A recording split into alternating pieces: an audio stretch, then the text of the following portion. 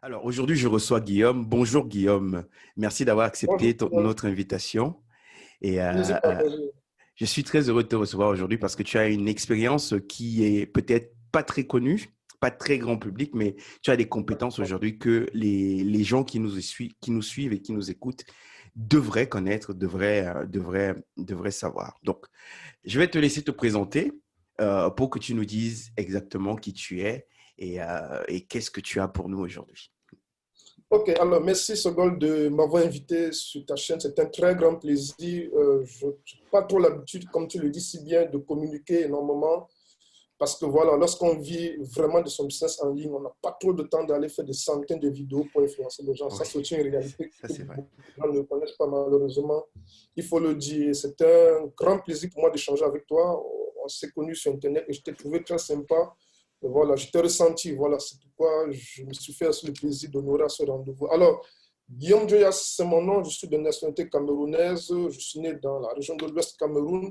Comme la plupart des jeunes Camerounais, j'ai fait des études secondaires où j'obtiens mon baccalauréat en sciences physiques et puis je décroche un master en finance dans des écoles de commerce assez prestigieuses. Et c'est le chemin classique, quoi. Je me lance donc l'entrepreneuriat, enfin, dans les entreprises. Je fais près de 10 ans d'expérience dans le domaine de la finance, cabinet et entreprise.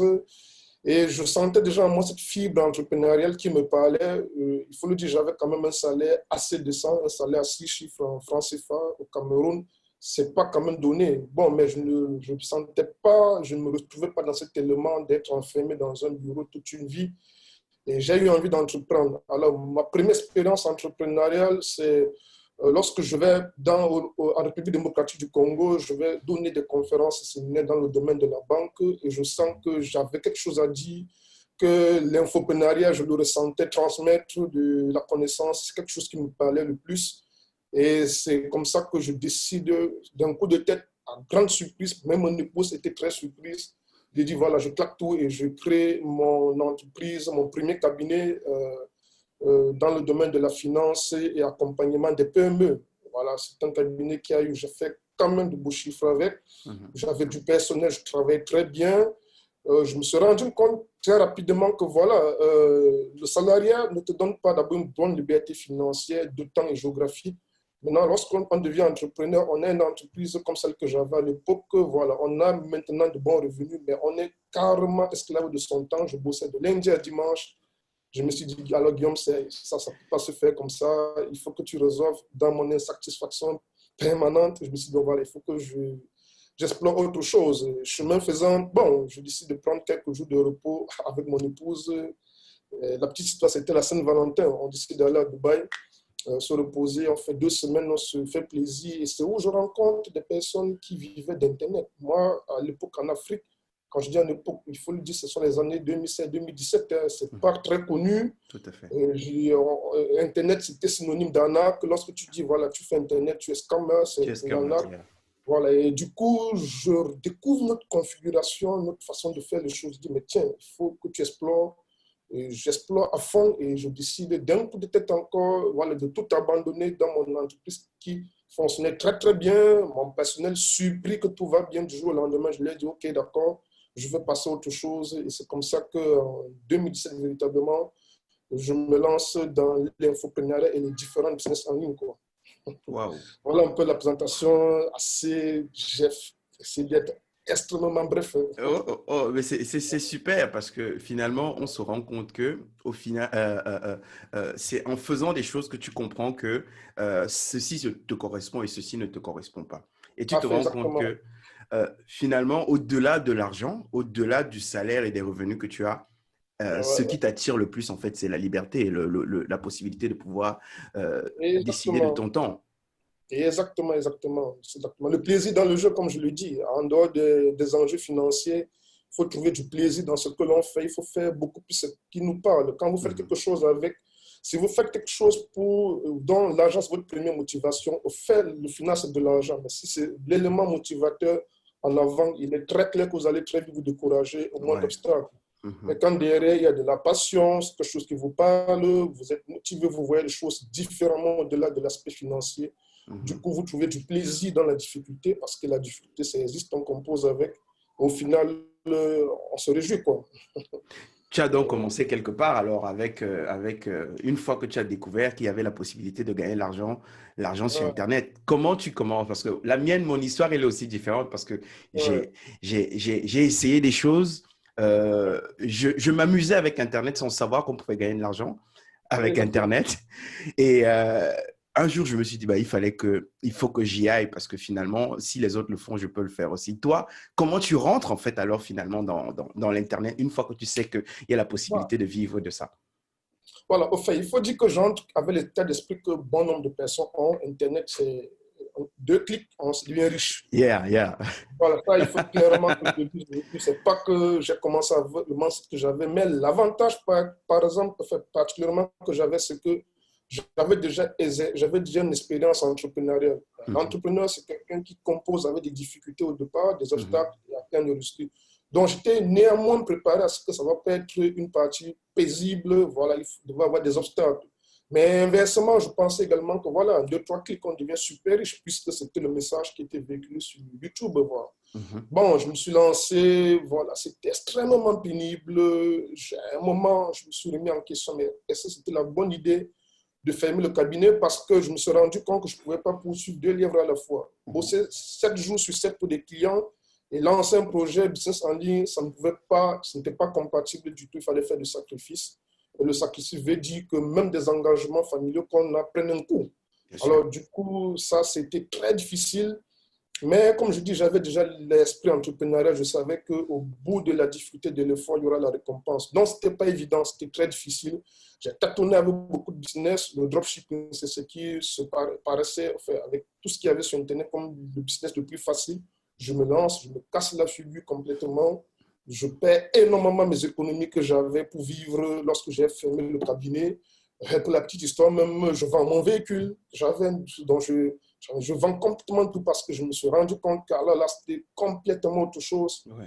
Et je suis resté très serein, très calme. J'ai dit qu'il fallait que je reprenne les choses différemment. Le dropshipping, je n'ai beaucoup d'argent, mais ce n'était pas le bon business, ce n'est pas le meilleur business pour un débutant en ligne. Ça, je le dis clairement même à ma communauté.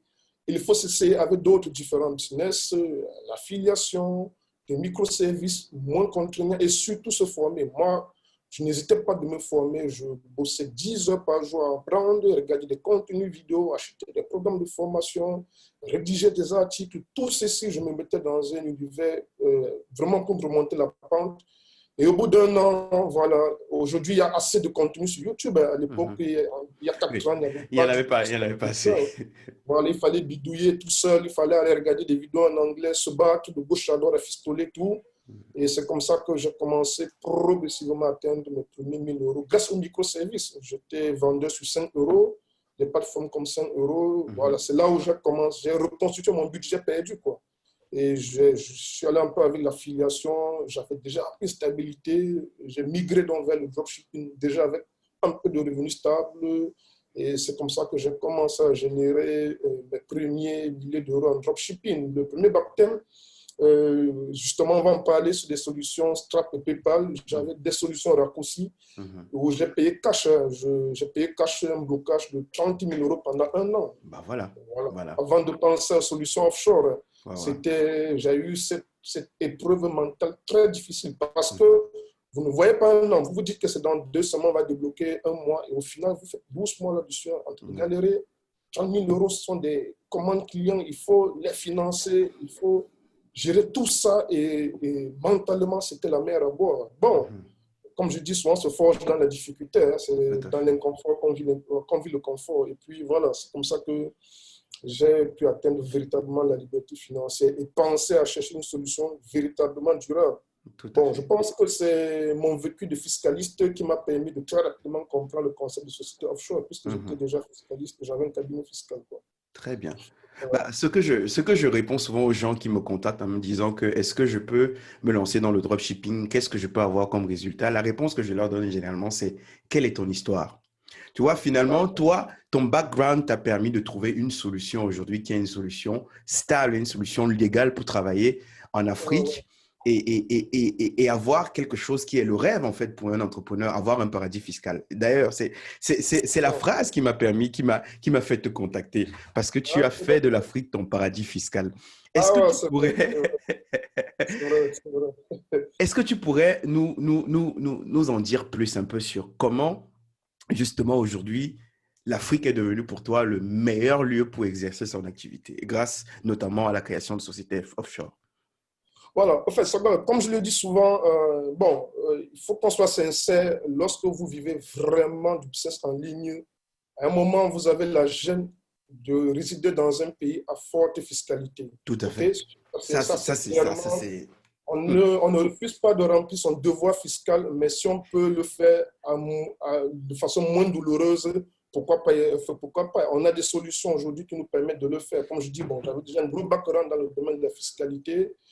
Et j'avais le choix de vivre en Europe, en Amérique, notamment au Canada, mais lorsque j'analysais la situation fiscale, le business en ligne, ce n'est pas quelque chose avec lequel on se projette sur 10 ans. Personne ne vous dira qu'il a une lecture sur 10 ans. Tout à Il fait. faut générer rapidement de revenus et réinvestir dans tout ce qui vous apporte des revenus passifs. Moi, j'ai beaucoup investi dans l'immobilier. Mhm. Aujourd'hui, je me dépose sur d'autres activités. Alors, du coup, il fallait vraiment, dans la légalité, résider dans un pays défiscalisé. Mais je me suis rendu compte que, mais voilà, l'Afrique a quelque chose, malheur est bon, a un sérieux retard dans le domaine du numérique. L'aspect fiscalité, enfin, on n'impose pas encore le digital, on ne retrace pas les revenus de sources digitales. Et je me suis rendu compte, waouh, au lieu d'aller vivre à Bangkok, au lieu d'aller vivre à Mabala, au lieu d'aller vivre à Dubaï, et tous ces pays-là, au fait, sont retracés par, il y a ce qu'on appelle le Le CRS, CRS. Ouais. voilà, en France, et voilà, qui retrace tous les revenus, et la FATCA aux États-Unis, de revenus sources mondiales. Mais, au fait, pourquoi je dis que l'Afrique est le paradis fiscal? Parce que la plupart des pays sont signataires de cette convention, mais ces pays n'appliquent pas cette convention pour la simple raison, il faut malheureusement le dire, pour la simple raison qu'ils protègent leurs dirigeants qui domicilient des fonds là-bas. Tout à Ça, fait. c'est ce qu'il faut comprendre. Ces Mhm. dirigeants qui sont signataires de ces conventions avec l'Occident et l'Amérique, donc n'appliquent pas, qu'ils ont signé, mais n'ont pas encore mis en application la communication des informations financières parce que ces dirigeants aussi se protègent. Tout Ils à ne veulent fait. pas s'exposer. Et Tout à alors, fait. on a donc l'occasion de se cacher derrière les grands, les tout petits se cachent derrière les grands. Et lorsque vous résidez en Afrique où on n'a pas encore déclenché ces communications d'informations financières, du coup, vous avez la possibilité vraiment de profiter de ce que j'appelle le laxisme fiscal, quoi. Donc, en réalité, c'est légal, on n'impose pas, il n'y a pas encore une traçabilité en tant que tel de revenus. On peut créer une société à Londres, c'est tout à fait un montage légal, hein. C'est Mhm. pas quelque chose d'inconnu. Mhm. Moi également, au Cameroun, j'ai une entreprise légalement déclarée et du coup, on peut profiter donc de faire de l'Afrique son paradis fiscal, même si on a tous les contraintes qu'on connaît sur le marché africain, quoi. Tout à La fait. Tout à fait. technologie, Internet, bon, mais on compose avec. Mhm. Alors, Voilà. justement, j'aimerais peut-être qu'on parle de la solution que tu proposes et puis on va peut-être parler de la réalité aussi du marché local parce que il y a beaucoup de courants sur les réseaux sociaux et parfois les gens racontent vraiment n'importe quoi et, et j'aimerais ici qu'on parle un peu business, on parle de réalité. Il faut que les gens comprennent que quand tu veux faire du dropshipping ou même quand tu veux faire une activité en ligne, tu crées une entreprise en fait. C'est que Ben voilà, si, voilà. si tu ne crées pas une entreprise, tu te fais bloquer comme toi, tu as été bloqué Ah, voilà, Par voilà, PayPal. voilà, voilà, voilà, Et voilà. voilà. Enfin, c'est Donc, important, ce gars, il faut le dire, parce que je le disais encore à ma communauté, au fait, à un moment, Internet était devenu comme un jardin d'enfants où on entendait tous les cris. mhm. On voyait des gens lire un article de blog à 9 heures, devenir expert à 14 heures. Tout à Ça allait fait. partout, parce qu'aujourd'hui, Internet crée tellement une facilité d'adhésion que voilà, tout le monde peut s'auto-proclamer expert. Mais Mhm. malheureusement, les gens ne comprennent pas qu'entreprendre, même si on parle du business en ligne, ça reste un projet entrepreneurial. Entrepreneurial, tout à Quand fait. j'ai entreprendre, il faut vraiment faire les choses dans la légalité. Aujourd'hui, le dropshipping n'est plus le dropshipping il y a 5 ans où n'importe qui pouvait lancer une boutique Facebook. Aujourd'hui est devenu extrêmement regardant. Tout Ça à te fait. frappe le doigt quand tu Ouais, t'amuses. ouais, ouais. Ouais. Et du coup, il faut faire, je le dis, c'est pourquoi mes élèves que je prends en coaching, on commence avec une première phase obligatoire de création de société. On ne Tout à lance fait. rien, ce n'est pas légal, tu n'as pas de société. Parce que si tu veux bâtir sur le long terme, il faut absolument vraiment être légal. Et aujourd'hui, même Facebook, de plus en plus, vérifie ça. C'est-à-dire, si tu n'es pas dans la légalité, tu ne pourras pas atteindre de gros chiffres, tu seras bloqué, tu auras des processeurs de paiement qui vont te bloquer comme Stripe et PayPal. Tu auras Facebook qui te pénalise avec ce qu'ils appellent des notes de page. Aujourd'hui, Tout à une fait, note tout à de fait. page, tu as les retours satisfaction client qui peuvent carrément te faire perdre ton business. Quoi. Il faut passer par là, c'est obligatoire. C'est Tout à fait. obligatoire. Et donc, comment toi, tu arrives donc à mettre en place une solution légale depuis l'Afrique, depuis le Cameroun, pour pouvoir justement avoir sur tes boutiques en ligne les agrégateurs de paiement de façon légale comme PayPal, Voilà. comme Stripe? Parce Voilà. qu'aujourd'hui, il y a des solutions un peu bancales. On demande aux gens Ah ouais. de s'inscrire en Tunisie et de recevoir l'argent supplémentaire. Mais ça, ce n'est pas viable sur le long terme. Et c'est parce qu'ils Exactement, ne font pas exactement. d'argent, vraiment. Parce que Ah, si bien tu fais de sûr, bien l'argent, tu sûr. ne vas pas jouer avec ça. Bien sûr, bien sûr, bien sûr. Alors, c'est très simple. Je vais expliquer un peu terre à terre. Mhm. Alors, si tu veux avoir un processeur de paiement comme Stripe et PayPal, il faut être dans un pays autorisé, légalisé par Stripe, c'est-à-dire autorisé.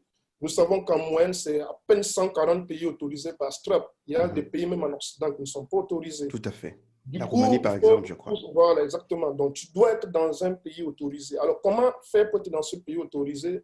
Deux choses l'une. Soit tu quittes tes bagages, tu vas rester en France, par exemple, pour avoir Stripe PayPal et te faire ponger par la fiscalité. Soit alors, tu as la possibilité d'exploiter l'opportunité de sociétés offshore, c'est-à-dire la possibilité de créer une société dans un pays où tu ne résides pas tout en gardant ta résidence normale.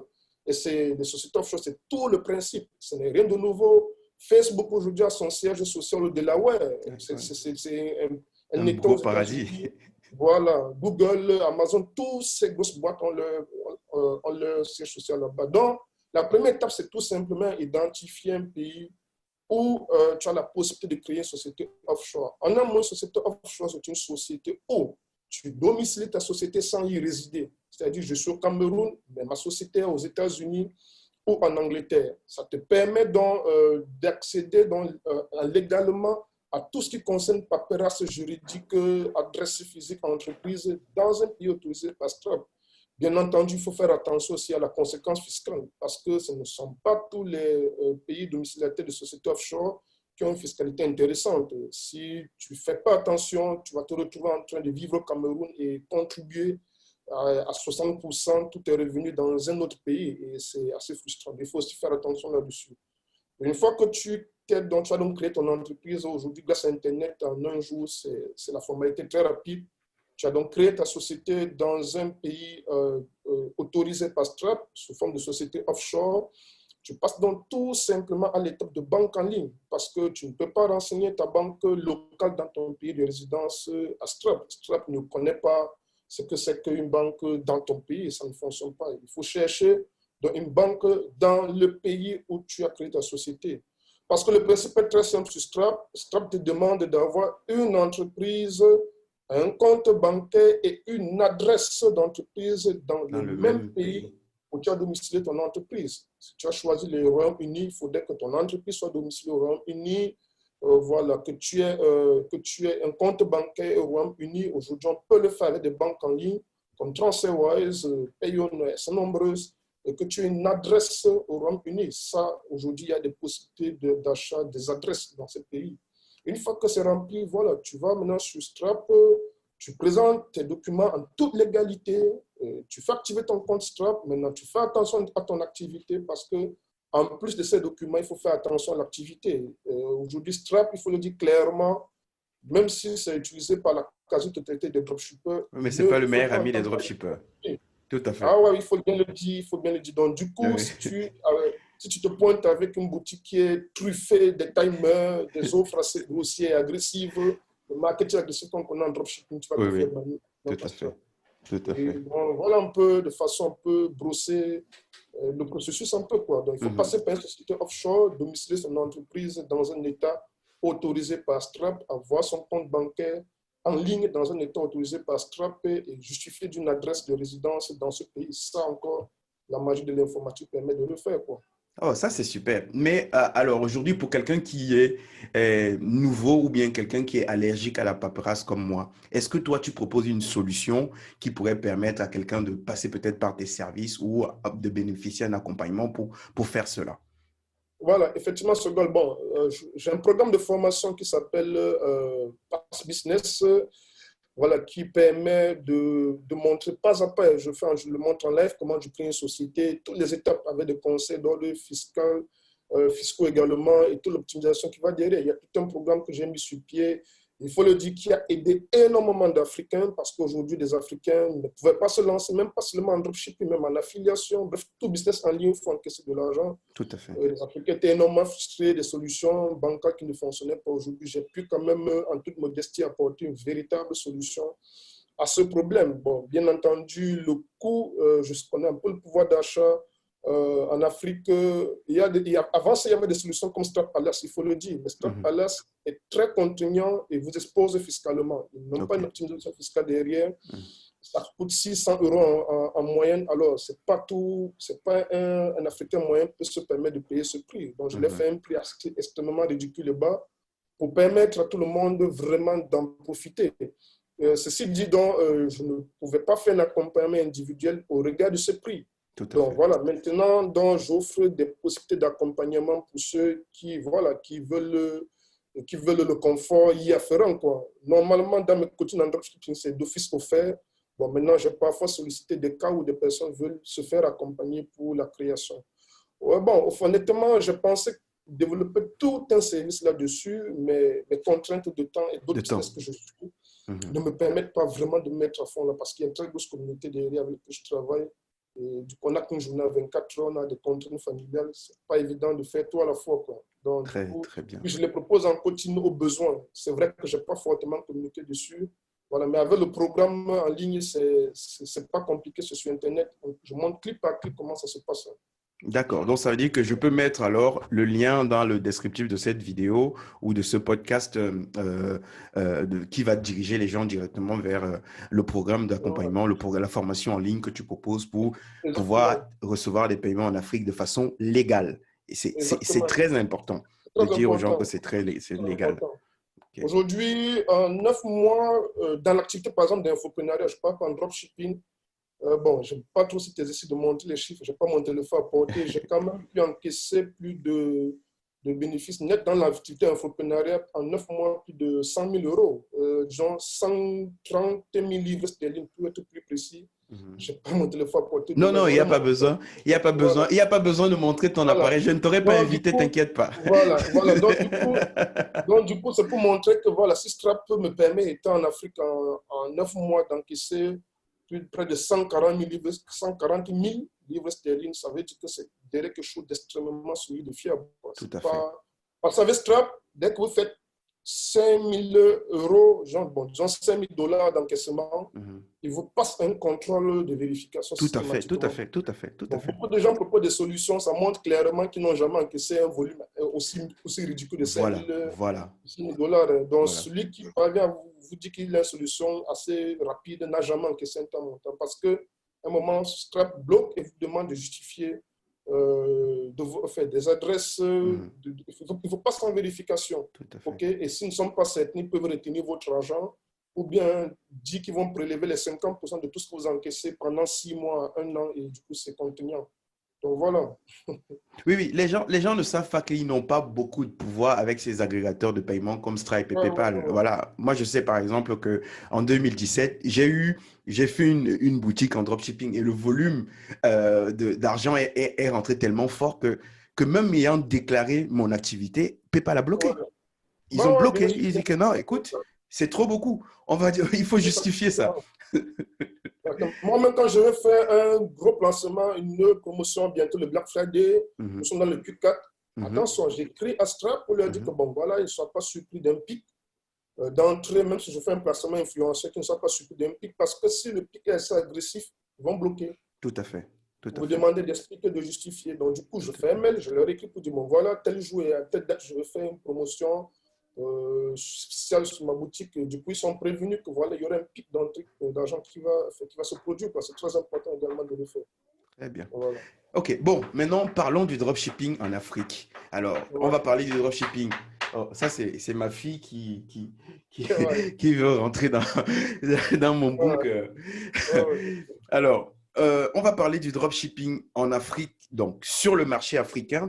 et du dropshipping d'un Africain sur le marché mondial, global. Quelle est la partie que tu voudrais aborder en premier? Disons, je vais commencer par le dropshipping en Afrique. Je Ok, crois que c'est ça qui est mieux et on va pouvoir faire de façon comparative et chuter à ce que je recommande, quoi. ok. Alors, est-ce Ouais. que c'est possible aujourd'hui de faire du dropshipping en Afrique et de vivre du dropshipping en Afrique? Mais alors, si, bon, je pense qu'on va laisser notre Oui, invité je vais. répondre. Mais, chérie, viens prendre le bébé. Ouais, c'est ça la vie de famille. Moi, je connais ça, hein. C'est mon quotidien. Il y a ma fille, papa qui crie dans les vidéos, on l'entend parler. Les gens me disent, mais voilà. Moi-même, je suis fatigué de couper. Des fois, je laisse couper. Je me dis, bon, voilà, Ah, au c'est moins, comme ça. je suis à la maison. Au moins, on sait que je travaille chez moi. Ouais, c'est ça, c'est ça, c'est ça. C'est ça, tant mieux. Alors, le dropshipping en Afrique pratiqué sur le marché africain, parce que les gens me posent souvent la question, il vaut mieux que je fasse le dropshipping vers l'Occident, étant en Afrique, ou bien que je sois en Afrique et que je fasse du dropshipping sur le Sur marché africain. tout à fait. Alors, clairement, je vais tout simplement, il y a une chose d'abord, le marché africain, c'est un marché de consommation, relativement de consommation, mais ils ne sont pas encore éduqués au commerce électronique. Les gens ont un problème de confiance, d'achat en ligne, c'est de Tout à moins fait. en moins. Les gens aiment le contact physique avant de passer à l'achat. Les gens aiment bien marchander un article avant de conclure l'achat. Donc, acheter spontanément, ce n'est pas encore dans nos habitudes. Et du coup, du fait même des habitudes de consommation sur le marché africain, spécifiquement camerounais, c'est pourquoi on a vu Jumia, grosse boîte Se tourisme barrer. international, se barrer. Parce que moi, j'avais prévu ça. Je me rappelle, il y a 2 ans, dans l'une de mes conférences, je disais, Jumia va fermer les portes. Tout le monde m'a regardé à grands yeux comme celui-ci, c'est de la folie, quoi. Jumia ne peut pas. Mais la configuration, l'éducation de la clientèle cible n'est pas assez poussée pour qu'on développe très facilement l'e-commerce. Nos habitudes, on n'a pas encore des habitudes ancrées e-commerce. Ça, c'est d'un. De deux, il y a le fait que, voilà, comme je disais, la taille, c'est-à-dire aujourd'hui, le plus grand levier publicitaire pour montrer, pour mettre en visite ces produits, reste Facebook. Facebook, c'est Facebook, tout à fait. extrêmement puissant. Oui, oui. Ils ont des algorithmes surpuissants, le ciblage est assez précis, le coût Très, publicitaire est faible. ouais. Mais c'est peu que lorsque vous vous lancez sur Facebook, vous épuisez très rapidement votre Le audience, parce budget, que c'est oui, ce oui. que les gens ne voient pas. Aujourd'hui, quand je cible le marché français, j'ai des têtes d'audience à 30 millions de potentiels consommateurs. Quand je vais 30 à 40 millions, quand je mélange tout, l'Europe, c'est des centaines de millions de potentiels. Or, si on prend le cas du Cameroun, on a 4 millions de personnes actives sur Active. Facebook. Oui, oui. Et si vous vendez, par exemple, un produit lié à la beauté, la niche beauté, vous tournez autour de 1 600 000 personnes qui sont dans cet intérêt. Et du coup, vous lancez une campagne publicitaire, en 1 semaine, 2 semaines, vous avez épuisé La l'audience. fatigue, oui, oui, tout à fait. Donc, la fatigue publicitaire s'atteint très rapidement sur Facebook. Et quand vous atteignez la fatigue publicitaire, ça commence à tourner en rond, vos coûts publicitaires augmentent. Donc, vous avez même une contrainte. L'algorithme Facebook ne s'adapte pas à la taille de votre marché. Ça, c'est une réalité que beaucoup ne perçoivent pas. Du coup, Facebook, aujourd'hui, son algorithme aime avoir de l'espace pour tester. Quand vous avez de larges audiences, Facebook optimise dans cette large audience. Mais quand vos audiences sont assez compactes, vous subissez un gros coût publicitaire. Ça, c'est ce qu'on ne voit pas. Donc, du coup, il y a cette grosse contrainte, malheureusement, qui fait que sur le marché africain, il est très difficile, à moins que, et puis il faut encore le dire, si on dit le dropshipping, c'est clairement ne pas posséder un stock. Hein. Tout à fait, oui, oui, Mais si évidemment. vous faites du dropshipping en ayant du stock, là, vous êtes dans un e-commerce classique. On fait du e-commerce classique, voilà. L'e-commerce classique veut dire qu'il faut importer, il faut subir le coût douanier, les barrières douanières, le coût de logistique, les délais de livraison, la plupart en Chine, en AliExpress, il faut 1 mois de livraison, venir avec le produit avant de valider le produit sur le marché, et du coup, c'est extrêmement risqué. Or, le format dropshipping classique, on fait un test en 300 jours là, avec notre ordinateur, on valide le produit avant de scaler, quoi. Oui. Donc, il y a toutes ces contraintes qui font que le dropshipping, véritablement, sur le marché africain, n'est pas fait pour un débutant. C'est possible, mais il faut derrière du budget, il faut s'organiser. Moi, j'ai un élève qui fait près de 50 millions de francs CFA par mois en e-commerce, mais à un certain moment, les contraintes logistiques deviennent extrêmement contraignantes et il est en train de basculer en dropshipping. C'est un Sénégalais qui vit en Côte d'Ivoire. Donc, sur ce, moi, je dirais que personnellement, je ne me lancerai pas dans le dropshipping sur le marché africain pour ces raisons-là, quoi. Ça reste un avis personnel. Maintenant, il y a ceux peut-être qui le font et qui trouvent leur compte, quoi. Tant mieux. Je préfère avoir un avis aussi transparent que celui que tu donnes parce que je pense que derrière, euh, euh, moi j'ai reçu beaucoup de sollicitations sur le dropshipping en Afrique et les gens m'ont posé des questions. Je leur ai dit, bah, de toute façon, moi je n'ai pas de solution à proprement parler parce que je ne vis pas en Afrique pour le moment. J'ai une expérience avec l'Afrique.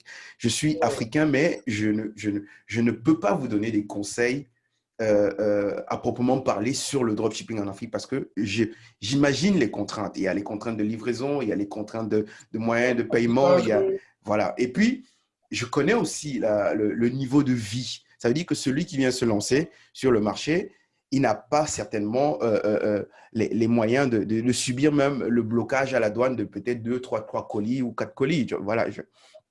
En tout cas, il y a des choses, beaucoup de paramètres qui font que moi non plus, je me dis que le dropshipping en Afrique, finalement, c'est pour ceux qui ont de l'argent. Exactement, exactement, exactement. Ouais, C'est clair et net. C'est pas fait pour un débutant qui voilà. veut des revenus complémentaires à côté de Mhm, se lancer. Ça, clairement, il faut le dire, hein. C'est pas fait pour un débutant. Contrairement au dropshipping, format classique sur le tout à marché fait. occidental où Mhm, il vous suffit d'avoir un ordinateur, une connexion Internet, une bonne formation, parce que c'est ça mhm, aussi. Votre matière première, en réalité, c'est votre matière grise. tout à Lorsqu'on fait. veut se lancer sur le marché, le bon mindset, et puis voilà, vous pouvez très bien décoller une boutique. Si vous êtes bien formé, c'est pas que ça va se faire d'un clic de doigt. Ça, il faut éviter que les gens pensent que c'est comme ça. Mais avec tout réuni, vous pouvez faire des très, très gros chiffres. Il y en a des Africains qui le font. Et du coup, Mhm, vous avez les moindres contraintes. Vous ciblez une population et éduquez au commerce électronique. tout à fait. Voilà, les Occidentaux savent acheter en ligne. S'il y a tous les éléments de garantie et de confiance sur votre site et vous êtes professionnel, le pouvoir d'achat est assez conséquent. Voilà, le marché est super vaste, super vaste. Vous pouvez, si vous trouvez un bon produit qui se vend, qui est gagnant, vous êtes capable de le marketer pendant 4 à 6 mois sans vous épuiser, sans épuiser l'audience. Du coup, Mhm. le coût de lancement est relativement très faible par rapport au marché africain. Alors, je pense que la solution se tranche d'elle-même, hein, au regard de tous Très ces bien. contraintes. Ouais, ouais. Donc, ça veut dire que toi, aujourd'hui, étant au Cameroun, tu t'es pardon, tu t'es tout simplement mis dans la tête d'un Européen et tu vends aux Européens. Exactement, exactement. Je vends aux Européens. Bon, maintenant, c'est vrai, il faut, si un Européen veut t'appeler, il sent que tu es en Afrique, du coup, la confiance est brisée. Tout à Ça, il fait, faut tout à fait, éviter tout les à fait. personnes. Bon, aujourd'hui, il y a des plateformes où on peut déléguer le SAV. Le SAV, oui, oui, oui. Très rassurant pour un Européen, s'il a une question à te poser, d'entendre une voix européenne. Oui, Parce qu'il oui, entend oui, oui. une voix de l'Ouest Cameroun, il va dire, mon Dieu, où est-ce que je suis là, quoi? Ça, ce sont des réalités aussi. Bon, voilà, mais bon, mais c'est pas le mal le plus difficile. D'ailleurs, ça, on le gère, on est déjà habitué à ça. Si un Européen voit un 237 sur ton site, alors là, il va complètement démarrer en grande jambe, quoi. Bon, alors, s'il voit un 44, 33, du coup, aujourd'hui, la technologie nous permet de faire plein de choses que, voilà, on peut faire au même titre que, on peut faire des chiffres au même titre que quelqu'un qui vient en France, hein, Tout à au fait. même titre et être très bien. Voilà, c'est ça. Moi, c'est mon format que je préfère le mieux, quoi. Ça, c'est la magie du digital, en fait, de se dire aujourd'hui qu'on a les mêmes outils, on a les mêmes armes, on a les mêmes arguments que ceux qui gagnent de l'argent et qu'il Exactement. suffit tout simplement de se mettre dans la peau de ces personnes-là pour aller prendre aussi notre part du gâteau. Et ça, c'est Et génial. exactement, exactement, exactement. Et c'est ça. Et puis, comme on l'a dit, et puis du coup, on n'a pas cette pression fiscale. On est à l'aise, on a cette liberté géographique qu'ils ont également. Mhm, Voilà, on n'a pas besoin d'aller à Malte si ce n'est pour se reposer, pour prendre du bon temps. mhm, Et mhm. puis, on a une trésorerie énorme qu'on dégage et qu'on peut réinvestir dans un marché où le pouvoir d'achat est très faible. Tout C'est-à-dire à que je fait. réinvestis dans l'immobilier dans mon pays avec des fonds dégagés de l'extérieur. Et voilà, du coup, c'est une grosse opportunité, mais bon, voilà, ça demande beaucoup de charbonner derrière aussi, hein. Tout Ça, à il faut fait. clairement le Voilà. dire. Ça demande du travail, ça demande un certain investissement d'ailleurs aussi. Ça Ouais, ouais, demande de bien se sûr. former, ça demande un investissement en temps, beaucoup de patience, mais c'est pas les résultats que tu obtiens aujourd'hui, c'est pas des choses que tu as fait comme ça Ah non, du tout, du en tout, 3 mois. du tout, du tout. Ouais. Non, mais c'est ça, en fait, le problème, c'est que, voilà, le format classique, comme je le disais encore hier, je faisais un live, enfin, un live sur Facebook à ma communauté. Le chemin classique pour vendre le dropshipping, c'est quoi? Dès que tu as fait 6 mois dans l'ombre en train de chercher une boutique qui vend, tu as galéré. Dès que tu as une boutique qui vend, parfois n'est même pas rentable, qu'est-ce que tu fais? Tu te prends un billet d'avion, tu vas à Dubaï, tu fais du lifestyle, tu te filmes, tu fais tout ce show, tu lances un grand webinaire, tu mets de l'urgence, tu vends 1 000 euros, et après tu fais une promotion 2 jours après, on connaît ce format classique et tu Tout à vends. fait, tout à C'est comme fait. ça que ça fonctionne. Même nos frères africains, il faut le dire, malheureusement, se servent de la naïveté de leurs concitoyens pour le faire. Il faut le dire. On voit plein des Africains vendre du rêve. Moi, je dis, si vous produisez 10 vidéos par semaine sur votre chaîne C'est que YouTube, tu n'as pas d'activité. parce que je connais ce que c'est qu'une contrainte de business en ligne énorme. C'est 10 heures à bosser par jour. Moi, sur ma chaîne YouTube, ça fait 6 mois, j'ai à peine 12 vidéos. Heureusement que c'est bien référencé, du coup, ça m'apporte du trafic. Mais quand vous voyez quelqu'un qui vous produit les vidéos tous les jours, qui a le temps de tournage, qui ne vit pas de son business. C'est qui fait des vidéos. Ce qui fait son business, c'est faire des vidéos et vendre du rêve. Clairement, c'est ça qui vit. Parce que entre suivre une boutique, suivre une communauté, faire des coachings, chaque fois j'ai mon calpo, j'ai noté tous mes plans de vidéos, mais ma soeur est tournée, c'est extrêmement compliqué parce que derrière, il faut bosser sur ces boutiques, ça prend du temps, il faut accompagner des personnes qui vous font confiance et du coup, on n'a pas le temps de s'exhiber tout le temps sur YouTube, quoi. Malheureusement, c'est ce qui vend le plus sur le marché africain, il faut le dire, il faut le dire à regret. Moi, c'est ce que j'appelle le marketing bling bling. Ça veut dire que Voilà, c'est ça, et c'est vraiment un peu parce que bon, j'ai parfois l'impression que peut-être j'accuse des personnes à tort parce que moi je vois ce que ça me coûte de faire une vidéo et je me dis mais comment ils font pour faire 10 vidéos? Comment ils font pour faire 2 vidéos par jour? Comment c'est Non, possible? mais c'est pas ce que tu parles. C'est-à-dire qu'il faut d'abord bien identifier le thème de ta vidéo, la solution que tu apportes. Il ne faut pas faire une vidéo où tu vas raconter aux gens qui deviendront riches du jour au lendemain. Non, il faut apporter de la valeur aux gens, structurer ta vidéo, faire des montages, des prises, même si tu délègues à un prestataire, mais derrière, il y a un travail qui te prend au moins une journée ou deux. Bien sûr. Alors, une journée ou deux dans un business, c'est énorme. C'est énorme. Et il faut le dire, ils produisent toutes les semaines à profusion. Arrêtez, non pas de business. Le business, c'est de faire des vidéos et de vendre. C'est clairement ça, malheureusement. La preuve, ces personnes parfois ont de la peine de montrer le cas d'un élève avec succès. Tout à fait. De faire preuve d'eux-mêmes, de leurs résultats, même dans leur contenu. Et puis, on remarque que ce genre de personnes n'abordent jamais de contenu technique. Ils ne vont jamais s'aventurer à parler d'une solution technique parce que là, très rapidement, ça va se révéler que ce sont des vendeurs d'illusions. Je me rappelle quand je me lance dans l'infoprenariat sur le marché africain, j'ai produit 3 heures et demie de formation gratuite sur Facebook qui a profité à 3700 Africains gratuitement. 3 heures et demie de Facebook. Voilà. Quand je me rendais compte que les gens pensaient encore que Facebook, c'est de l'organisme sur une page Facebook, non. Non, voilà. En tout cas, c'est vraiment génial d'avoir un peu un échange de vérité comme ça, parce que aujourd'hui, c'est un peu la ruée vers l'or avec les réseaux sociaux, avec Facebook. Et je pense que parfois, il faut dire à nos frères et sœurs qui nous écoutent que un business se construit, ça se structure et qu'il y a évidemment des étapes à respecter, quoi. Moi, je dis toujours un conseil, je dis que ne clique pas sur une vidéo où on te dit 1 000 euros par jour. Où on...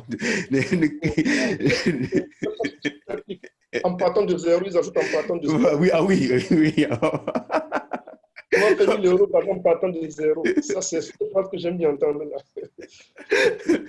En partant de zéro. Ok. Bon, aujourd'hui, quels seraient les conseils que tu donnerais à quelqu'un qui veut se lancer? Par rapport à ton expérience et aux erreurs que tu as eues, quels sont les conseils que tu donnerais à quelqu'un qui veut se lancer aujourd'hui, malgré tout ce qu'on est en train de donner comme information? Ouais, c'est ça. En fait, première des choses, il faut comprendre qu'entreprendre demande de la persévérance et de la patience. Ça, croyez-moi, ce n'est pas du jour au lendemain que j'ai des élèves qui viennent, coach, vraiment, je veux faire mes 50 000 euros le premier mois. Je dis, attends, cher ami, descends d'abord là, descends, ça ne fait pas. Ah là là, c'est très mal commencé. Donc, il faut être extrêmement patient et persévérant et intégrer que le business en ligne, ce que je ne sais pas, c'est que 1000 personnes se lancent, à peine on a 2% de réussite. Comme je le dis souvent, le business en ligne, c'est comme le football. Tout à fait. Aujourd'hui, pour qu'il y ait un édifice, il faut qu'il y ait 1000 personnes qui ont raté leur avenir. C'est ce qu'on ne Tout à voit fait. pas, c'est le côté qu'on ne voit pas. Tout à Il y a des fait. personnes qui ont abandonné les études, qui ont abandonné l'école pour se lancer dans le football et se sont cassés complètement la figure. Mhm. On peut peut-être voir des cas amusants de nos stars. C'est pareil dans le business en ligne. Il faut faire preuve de beaucoup de patience, persévérance et bon, on ne va pas cesser de le dire. Même comme encore en Afrique, on ne comprend pas ça. Quand on dit se former aux gens, les gens pensent que c'est une option. Ce n'est pas une option. Vous Tout à devez fait. vous former. Et vous former, ce n'est pas regarder 5 vidéos et Sur dire qu'on est... YouTube. Non, non, non, non, non, du tout. YouTube, ce ne sont que des vidéos faites de vente. Ce sont des vidéos, certes, de contenu, mais de vente. Il faut être capable aussi de choisir le bon mentor. Je ne Tout à fait. prétends pas être le meilleur, c'est absolument pas du tout. Pas que tu l'as constaté, je communique très peu. Je n'ai pas trop de temps pour faire de la com. Mais d'éviter de se laisser emporter par des marchands de tapis qui ne vivent que du rêve qu'ils vous vendent. Il faut être patient, persévérant. Et je le dis toujours, si votre objectif doit être Au-delà de l'argent. l'argent, mais si votre détermination dépasse l'argent, vous allez très rapidement abandonner. Il faut avoir un pourquoi fort qui soit au-dessus de l'argent. Tout à C'est fait. peut-être un peu absurde de le dire, mais on fait tout ce qu'on fait, c'est pour de l'argent. Oui, c'est pour de l'argent, mais si ton pourquoi fort d'abord est de l'argent, tu vas très rapidement te décourager. Mhm. Parce qu'à le moins de difficulté, tu vas abandonner. Il faut être persévérant, il faut être consistant. Et ce que j'aime souvent bien dire à ma communauté, il faut accepter l'inconfort pour vivre le confort. Tout à fait. L'inconfort, là, c'est tout ce sacrifice qu'on fait en termes financiers, du temps aussi, quoi. Tout à fait. Tout à Voilà. fait. C'est vraiment, c'est vraiment génial parce que euh, il faut payer, on va dire, il faut payer son expérience. Ouais, ouais. Il faut payer son expérience. Et moi, je travaille avec un ami et ça fait des années qu'on travaille ensemble. Et l'avantage qu'on a, c'est justement de pouvoir s'observer et s'entraider. Et des fois, on a l'habitude de commenter, entre guillemets, les gros succès. Et on se dit que moi, je l'ai eu en fait. Ça veut dire que pendant quelques années, j'ai vraiment galéré à avoir un business. Je faisais des choses qui ne marchaient pas. Et quand j'ai commencé le e-commerce, l'argent est venu trop vite. C'est-à-dire que Ouais. mais vraiment, c'est venu trop, trop vite. Et je n'étais pas prêt. Ce qui veut dire que Mhm. à un moment, je ne comprenais plus qu'il y avait le cycle d'un produit, qu'il y avait la fiscalité, qu'il y avait... En fait, je n'étais pas prêt à recevoir suffisamment d'argent et je n'avais pas la posture même d'un entrepreneur. Je voulais gagner de l'argent. Exactement. Et quand l'argent est Exactement. arrivé, j'ai gagné beaucoup, mais tout de suite, ça allait trop, trop vite. Et derrière, il y a eu Avec les une préparation réalités. derrière. Je n'avais pas la préparation. Donc, du coup, j'ai commencé à me comporter aussi comme un salarié. Ça veut dire que je consomme parce que j'ai du cash. Voilà. Je, Il y a beaucoup. je, voilà, je n'investis pas, je ne me prépare pas pour la suite, étant donné que j'ai oublié que le dropshipping dans lequel je me lançais, c'est un cycle court. Ça veut dire que, et à un Très vrai. moment, ton produit a atteint sa maturité, tu es mort, tu es foutu. Et si tu C'est ne ça. prépares pas la suite, Ah, et c'est ça. Très c'était pertinent. c'était un down, donc je suis monté très haut et puis je suis redescendu comme ça. Et puis je me suis dit, mais non, ça, c'est pas une bonne façon de faire du business. Il faut que j'apprenne à Ouais, ouais, faire c'est du ça, c'est business. ça. C'est Je ça, me suis exactement. Non, reformé alors que je gagnais il y a de l'argent. ouais, ouais, c'est très pertinent ce que tu dis. Parce que je dis souvent aux gens, on n'est pas riche par rapport à ce qu'on gagne, mais par rapport à ce qu'on garde. Tout à OK? fait. Tout à fait. Tu n'es pas riche parce que tu vas compter le nombre d'argent que tu as dans le compte bancaire. C'est l'erreur que beaucoup font. Je dis juste à mes élèves, quand tu vas commencer à faire tes premiers chiffres, si tu fais cette erreur d'aller te chercher le dernier fois 11 euros, alors mon cher ami, tu as déjà fixé les mauvaises bases. Tout à On ne fait. dit pas de ne pas se faire plaisir. Le business en ligne a un côté volatile, très incertain. Personne ne peut se projeter sur 5 ans. La preuve, si tout le monde peut se projeter sur 5 ans, quelqu'un fait une boutique qui cartonne, il va dormir chez lui. Mais il Bien faut sûr, bien être sûr. en permanence en train de se renouveler. Et dans ce renouvellement-là, il faut que les premiers gains soient strictement, et c'est ça, l'éducation financière entre en jeu. Tout à Malheureusement, fait. Tout à fait. c'est un regret de voir que dans nos écoles, on enseigne du latin, on enseigne des matières L'allemand.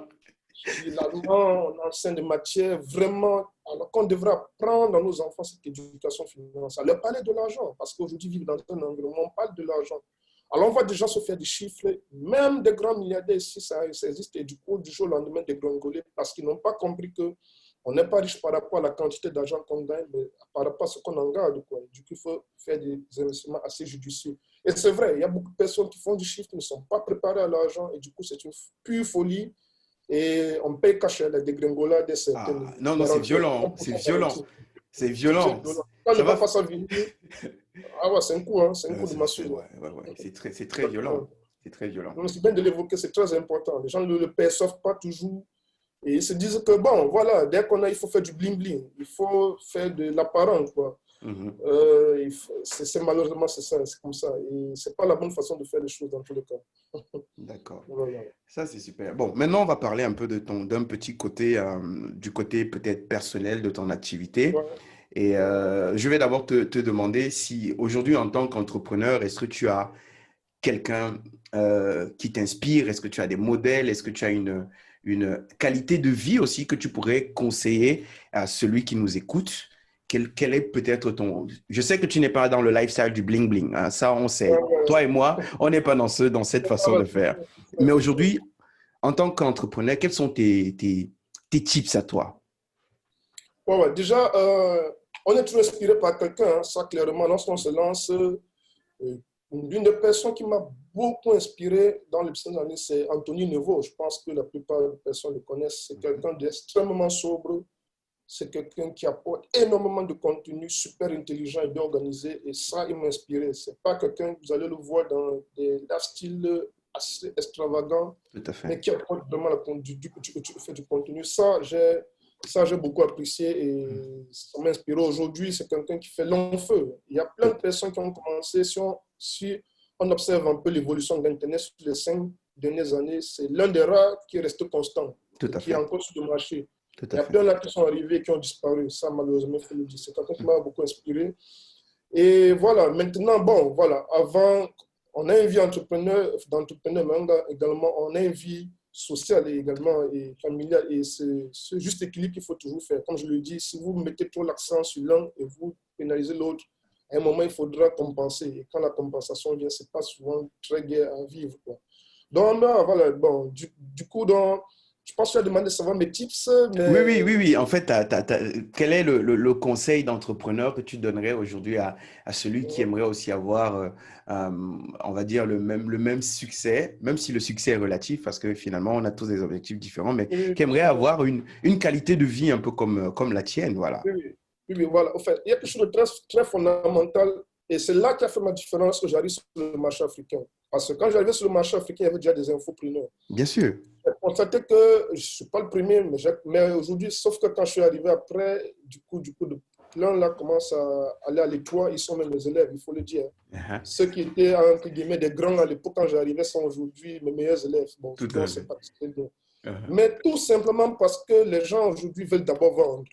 Leur préoccupation, c'est de l'argent. Lorsqu'ils Mhm. sont devant une audience, tout ce qui les intéresse, c'est vendre. Mhm. Non, la meilleure façon de recevoir, c'est de donner. Tout à fait. Plus vous en donnez, plus vous en recevez. Et j'ai compris ça sur le marché africain quand je suis arrivé. Il y avait plein d'infopreneurs qui, toute la promesse, c'était de vendre. Donc, première chose d'abord, ça s'appelle le principe de réciprocité. Il faut donner avant de recevoir. Tout à fait. Et pendant 1 an, sur le marché africain, je donnais des contenus, je faisais des vidéos, je ne me montrais même pas de visage, hein, je faisais des vidéos en juste capture d'écran, Mhm. j'expliquais, je donnais des conseils, des astuces pendant 1 an à fond avant d'aller de vendre quoi que ce soit. C'est très important.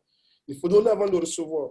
Deuxièmement, maintenant, et c'est une grosse erreur également que beaucoup de personnes font, que ce soit dans l'e-commerce, que ce soit dans l'infoprenariat ou bien l'affiliation globalement, de ne pas bâtir une communauté.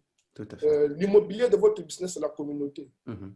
Une communauté, on ne cherche pas strictement d'abord à monétiser, on entretient la communauté sur le long terme. Et malheureusement, les gens arrivent, et c'est ça encore qu'on voit sur le marché africain, des gens pensent d'abord leur ego, leur Mhm. personne.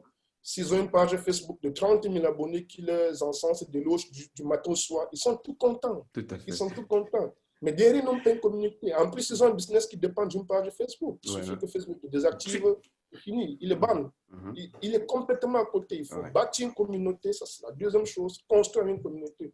Aujourd'hui, je n'ai pas trop besoin de communiquer parce que ma communauté, c'est le relais. Tout à Et fait. quand je sors un programme, ça se vend comme des bouts de pain. Je sors des coachings à 1 000 euros. Je ferme même à guichet fermé. Les Mhm. gens les prennent comme des bouts de pain. Mais je n'ai pas besoin de faire une grosse communauté derrière, Tout quoi. à fait. Parce que j'ai plus le temps de bâtir une communauté. Ça, c'est très important. Il faut donner, il faut bâtir une communauté.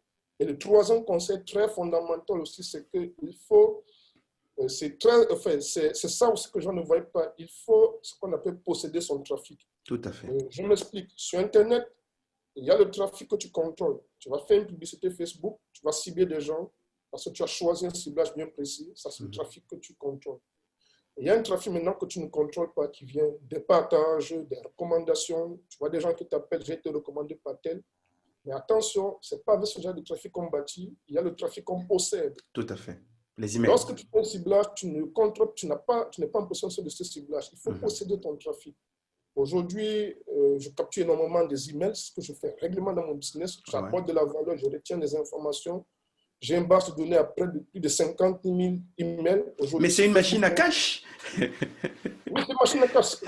Et puis des séquences automatisées. Tous les jours, ça me ramène du cash. Tous les jours, ça me ramène du cash. Alors, je vois beaucoup de personnes me dire, voilà, je veux des abonnés sur ma page. Ils pensent qu'il y a un business parce qu'il dépend d'une page Facebook. Non, il faut posséder ton trafic. Donc, principe de réciprocité, il faut donner avant de recevoir, bâtir une communauté et posséder ton trafic. Si les trois éléments sont réunis, je pense que on peut être certain d'avoir un business sur le long terme. Parce que moi, j'aime des choses sur le long terme. Je n'aime pas des gadgets qui fonctionnent 1 mois, 2 mois, et puis après, on commence à se tourner le pouce. Non, ça c'est vraiment intéressant. Moi, ce que je dis souvent aux gens, c'est que on n'a pas besoin d'avoir. Bon, de toute façon, moi j'ai lancé ma page Facebook récemment. Je crois que je suis à 700 abonnés et je dis souvent que c'est pas ça c'est pas ça vraiment le plus important. On n'a pas besoin d'avoir 100 000 ou 200 000 abonnés. On a besoin, si tu veux faire 100 000 euros aujourd'hui, il suffit de vendre 100 produits à 1000 personnes et c'est suffisant. Sinon, non, c'est tout. Donc tu n'as pas besoin d'avoir 100 000 personnes ou 10 000 personnes. Donc, le premier pilier de ton activité va être tes emails dans lesquels tu auras pour challenge de vendre 100 produits, 1000 produits à 100 euros et c'est tout. Oui, bien sûr, bien sûr, bien sûr, bien sûr. Moi, j'étais surpris hier, je vois que j'ai vu des abonnés sur ma page. Mais moi, je pense que c'était 2000. Ça fait 4 ans. J'étais très étonné que maintenant, comment ça c'est possible. Dans mon esprit, je savais que c'est 2000 abonnés. Et par contre, et c'est là aussi la chose, par contre, dans mon groupe d'engagement, dans mon groupe Facebook, il y a 50 000 personnes. Parce qu'aujourd'hui, le groupe a beaucoup plus une visibilité qu'une page. Tout à fait. L'algorithme met beaucoup plus en avant les communautés, le groupe. Quoi. Mais du coup, dans ce groupe, je donne du contenu, je récupère du trafic derrière. C'est très important. Le nombre d'abonnés sur une page, que ce soit en infoprenariat ou bien en e-commerce, il ne faut jamais, parce que c'est ça encore, je vois des gens, comment je peux faire pour avoir 2000 abonnés, 3000 abonnés, 5000 abonnés. Je dis, OK, bon, tu veux des abonnés, d'accord, va sur Facebook. Tu fais une campagne d'interaction, tu mets 10 euros, tu auras 1000. Ah ouais, t'inquiète pas, tu auras des abonnés. Tu auras des gens qui vont te dire intéressé, c'est cher, Anna, tu auras ce genre de personnes. Tu veux des acheteurs, alors il faut penser à un mot d'acheteur sur Facebook. Tout à fait. Tout à fait. Ouais. Non, mais ça, c'est super, Guillaume. On arrive vers la fin de notre échange. En tout cas, j'ai essayé de brosser un peu tous les sujets pour surtout donner la bonne info, parce que c'est ce qui est important aujourd'hui au pays, donner la bonne info à nos amis, nos frères et sœurs qui nous écoutent aujourd'hui, et surtout donner une espèce de structure. Et le dernier point, c'est de dire qu'aujourd'hui, il est possible d'être en Afrique, que ce n'est pas parce que tu es en Afrique que tu es condamné en fait pour faire du business. Le digital te permet de toucher tous les marchés si tu as les bons outils et les bonnes méthodes. Bien sûr, bien sûr, bien sûr. Et ton témoignage est vraiment aujourd'hui parlant parce que je pense que ça va pouvoir aider même ceux qui ne sont pas en Afrique pour comprendre que aujourd'hui, si quelqu'un vit en Afrique et il a la possibilité de le faire, qu'est-ce qui m'empêche moi de le faire si j'ai les bons outils ou la bonne méthode? Bien sûr, Ok. bien sûr. Alors, aujourd'hui, si quelqu'un veut te rencontrer, quels sont les lieux sur lesquels il peut tomber sur toi? Est-ce que tu as une page Facebook? Je sais que tu as une chaîne YouTube. Est-ce que tu as un numéro de contact? Quels sont les points de contact sur lesquels on peut te rencontrer? Voilà. Déjà, la chaîne YouTube Guillaume Joya, la chaîne YouTube, c'est l'un des points de contact. Il y a ma page Facebook, Guillaume Joya page, qui est également l'un des points de contact. Alors, quand je dis page Facebook, il y a également la messagerie de la page. Il y a une personne qui s'occupe de ça, qui reçoit des personnes parce que moi, je ne peux pas tout faire seul. Bien sûr. Qui s'occupe d'orienter les gens. Il y a l'adresse mail, mon adresse mail professionnelle, contact @guillaumejoya.com, guillaumejoya.com, qui est mon adresse professionnelle. Et aussi le contact WhatsApp, je préviens pour le contact WhatsApp, c'est extrêmement touffu. Donc parfois, on peut faire des messages, je ne les vois pas parce que tout le monde vient par là. C'est du 00237 674 24 13 97. Ça, c'est le contact WhatsApp. Donc, je dis qu'il faut le prendre en dernier ressort par ordre de priorité parce que c'est extrêmement touffu parfois. Il peut arriver que les gens laissent des messages, je ne les vois pas. Mais sinon, je reste ouvert, disponible. Moi, je rencontre des gens, je rencontre des élèves. Je suis à Douala, je ne réside pas à Douala parce que je suis venu rencontrer ma communauté, également à Yaoundé, et puis dès l'année prochaine, je vais faire la tournée dans tous les pays africains où j'ai des élèves. J'ai 12 déplacements à faire l'année prochaine où je vais rencontrer cette communauté, quoi.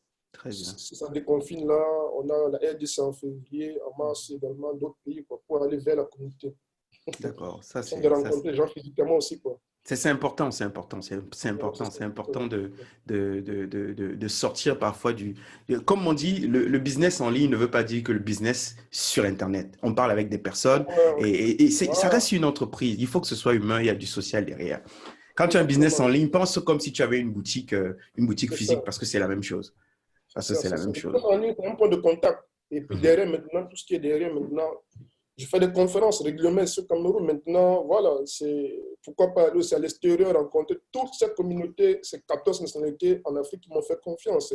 Tout à fait. Il y a des gens qui me suivent depuis 2 ans et demi, 3 ans, qui sont très fidèles. Alors, pourquoi pas les rencontrer, essayer d'échanger avec eux. C'est ce que je ferai dès 2021, si ça déconfine. Ça, c'est génial, c'est génial. Alors, je vais te poser une dernière question. Alors, 2 dernières questions. L'avant-dernière question, c'est est-ce que tu as une offre spéciale? Est-ce que tu as un programme? Est-ce que tu as quelque chose de particulier à offrir à quelqu'un qui nous écoute aujourd'hui? Voilà, ça c'est la première question. Voilà, alors déjà, bon, nous sommes aujourd'hui le 30. Nous sommes le 16. Voilà. Oui. Et la bonne nouvelle, c'est que samedi prochain, c'est mon jour d'anniversaire. J'ai 1 an de plus. Ah, le 24, hein, c'est ça. Voilà, Samedi. voilà, Oui. samedi 24 octobre. Donc, du coup, je me suis dit, bon, voilà, je vais offrir. Déjà, il y a une petite formation de 25 vidéos qui montrent les bases pour se lancer en dropshipping et qui sensibilise beaucoup les Africains où je montre une boutique, un cas pratique d'une boutique qui a fait plus de 50 000 euros. Voilà, je leur montre ce à quoi ils vont s'entendre lorsqu'ils vont se lancer, des erreurs et qui se préparent, une bonne préparation avant de décider de se lancer en dropshipping pour un prix assez ridicule de 9 euros. J'ai voulu le faire pour l'ouvrir à tout le monde. C'est juste uniquement pour un cadeau d'anniversaire de samedi à dimanche. Juste 2 heures, 2 jours, juste pour vraiment donner parce que les gens encore ne comprennent pas dans quoi ils se lancent. Je vois plein de personnes faire des sacrifices énormes et ils sont super à l'intérieur quand ils sont dans l'arène. Donc, j'ai fait ce petit cadeau-là pour le 24 octobre à 9 euros, 25 vidéos en matière de dropshipping avec un plan d'action. C'est extrêmement inédit. Ça, c'est un gros cadeau que j'ai décidé d'offrir déjà à ma communauté, quoi. Ça, c'est énorme. Voilà, énorme. pour ce week-end. Ça, c'est énorme. OK, ben, on va essayer de publier cet entretien assez rapidement pour que ceux qui nous découvrent aussi, ceux qui nous écoutent puissent profiter de cette offre-là. Et voilà, je pense que 9 euros, c'est un prix dérisoire, mais c'est un bon prix pour chasser aussi les rigolos. Et parce que malheureusement, il y a quelque chose qui réside aussi. Mais ça fait partie de la psychologie. Parfois, les gens se disent que à 9 euros, ça veut dire qu'il n'y a pas de contenu, c'est rien. Et je préfère payer 10 000 euros. Et puis, quand ils tombent sur… et j'ai eu l'expérience même avec une cliente qui me dit, mais comment vous faites pour avoir ce prix aussi bas? Parce que moi, j'ai payé beaucoup, beaucoup, beaucoup plus cher. Et franchement, c'est pas possible. J'ai dit, parce que peut-être moi, c'est pas mon cœur de métier. Moi, j'ai mon business, en fait, à côté. Je l'ai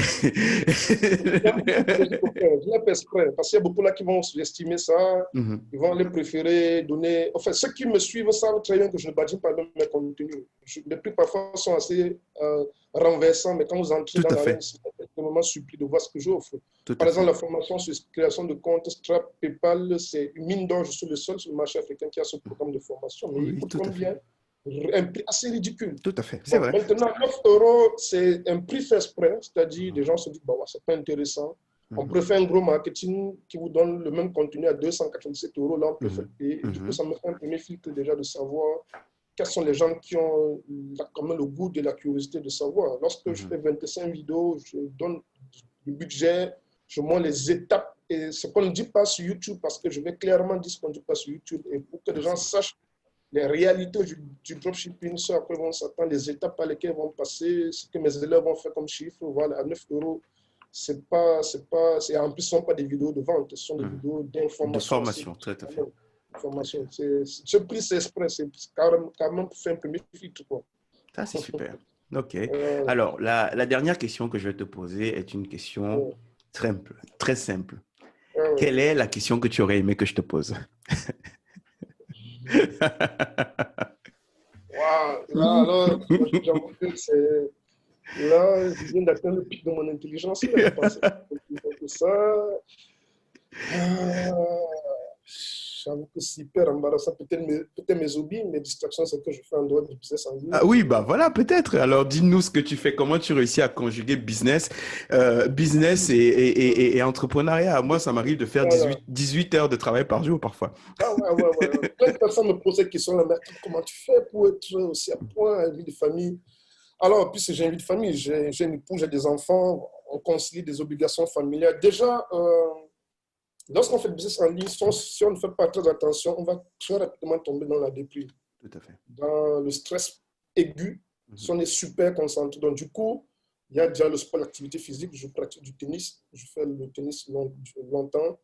Et aussi, je suis musicien, je joue au piano. Donc, régulièrement, je joue au piano. En cabaret, ça me permet beaucoup de me détendre aussi, de me relâcher un peu. Et puis, quand j'ai des possibilités, voilà, je prends un billet d'avion et puis je vais un pays au bout du monde un peu, bon, avec mon épouse, avec mes enfants, qui sont un peu de relâcher aussi un peu, quoi. Tout Donc, à fait. on a aussi une vie familiale. Et j'aide beaucoup d'associations, quand même, de groupes associatifs, culturels surtout, quand je peux, quoi.